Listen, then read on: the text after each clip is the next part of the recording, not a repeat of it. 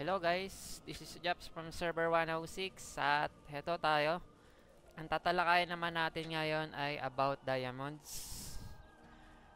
Ang ibabahagi ko sa inyo guys ay base lamang to sa aking strategy o experience na ginagawa natin dito sa karakter na to. Paano natin pinapalakas, no? Hindi ko sinasabi na pangkalahatan to kung paano nyo i-spend yung inyong diamond. Pero para sa akin, ito na yung pinaka the best na paggagastosan nyo. Ano nga ba yung unang-unang pinagagastosan natin guys? Pagdating sa diamond, ano ba sa tingin nyo? Number 1 ay XP potion. Yan. Saan ba nabibili yung XP potion? Yung XP potion guys, nabibili siya dito sa store. Diamond store, yan. Para sa akin, pagdating dito sa game, napakahalaga na masagad mo yung experience para mas bumilis ang iyong level at may take advantage mo yung taas ng level para makapag-farm ka ng gamit, para makapagbenta, at higit sa lahat, syempre, para yung karakter mo lumakas yung damage, no? Kapag mataas ang level, alam nyo naman yung advantage, makakapag-upgrade kayo agad kayo ng tier. Number 2 natin, na pinakamahalaga, ay VIP. Ang VIP guys, ito makikita nyo sa taas, may logo, no? Then, yan.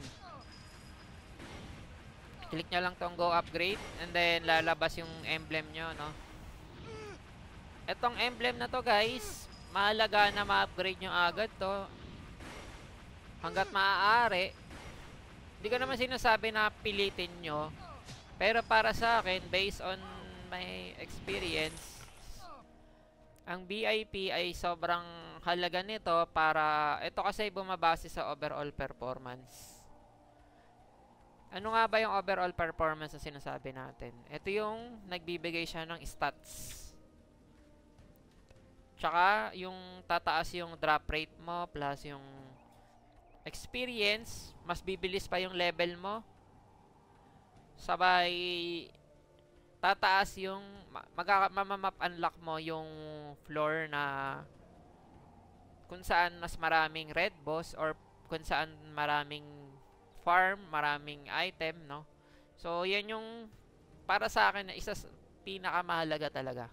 Dito sa number 3, hindi ko siya hindi siya advisable na gastusan mo kung matyaga ka naman. Pero para sa akin, wala namang ibang any other na pwede mong paggastusan ng diamonds. Para sa akin, ito ay sulit to. Yung sa quest, punta lang kayo sa store, tapos rare item. Kapag kayo kailangan nyo maghabol or hirap kayo, sabihin natin no, una kayo sa server and then hirap kayo sa farm na itong mga quest item, pwede nyo bilhin dito. Yan. Para dun sa combo quest and then yung SD quest. Kasi yung mga yan, paglabas ng server, hirap na hirap sila. So, maganda yan na investment din para may combo ka agad kayo. Combo quest. Tapos yung sa SD. And then, magi-skylord na lang kayo sa munod. Tsaka ito, pwede rin kayo bumili ng privilege card guys. Kung hindi ayaw nyo bumili dun sa diamond dito, no? Saan ba yun? Sa recharge. Kung ayaw nyo bumili dito, dahil medyo mahal nga yan, bili kayo dito guys. Sa diamond store yan. Pwede yan. Bilhin nyo yan. Sulit yan, pati itong advance kasi meron siyang auto recycle, auto potion. So, pwede nyong iwan yung karakter nyo nang hindi kayo nahihirapan na nagpa-farm siya. Yan, napakahalaga niyan guys. So, yan yung pwede nyong pagsabayin dito sa Diamond Store. Quest item or itong mga privilege card. Okay? Yung ikalima guys ay yung class talent.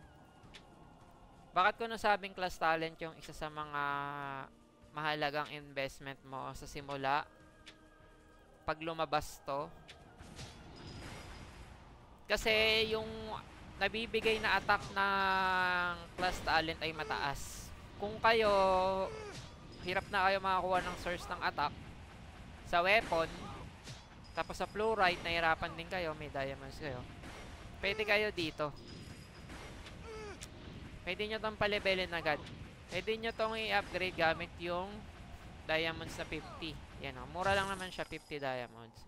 Or pwede itong nasa taas, MU coin, no? Pero para sa akin, masulit dito yung diamonds. Kasi mataas nga yung bigay. Tsaka ito guys, bumabase to sa ano eh, sa overall, sa skill, sa damage. Lalo na yung mga malalagyan mo rito, malaki yung bigay gaya na itong weapon attack up. Plus 70 yan, so parang makakakuha ka dito ng 700 damage, no? Malaking dagdag yon. Ito, int up, may dagdag din damage tsaka hit yan, so napakalaga din yan. Basta lahat to guys. Pero kung hindi ko naman kayo ina-advise na sagarin nyo sa diamond, kapag meron lang kayo, pwede nyong gamitan to. Yun yung the best para sa akin. Kasi yan yung ating ginawang strategy para mas lumakas yung ating damage, lumakas yung attack natin, syempre, tsaka yung skill. Kasi nabuboost din yung skill damage mo kung gusto mo, yung pagpa-level mo. Ako dati nilagyan ko to. So malaking tulong yan, tsaka yung pyro ito, pang red boss, no? Kaya isa yan sa mga pinaka the best na investment din para sa akin. Itong binabagi ko sa inyo guys, ay ito yung base lamang sa aking strategy, no? Pwede kayong ibigay sa akin na information kung ano pa yung mga iba pang idea na strat na ginagawa nyo pagdating sa diamond. Para mayroon tayong iba pang alam. Or baka mayroon ako hindi pa na ibahagi pa. But sa tingin ko dito na rin magtatapos yung ating tips pagdating sa spend your diamond wisely, no? Kaya magpapaalam na ako guys. See you sa next content. Bye bye guys.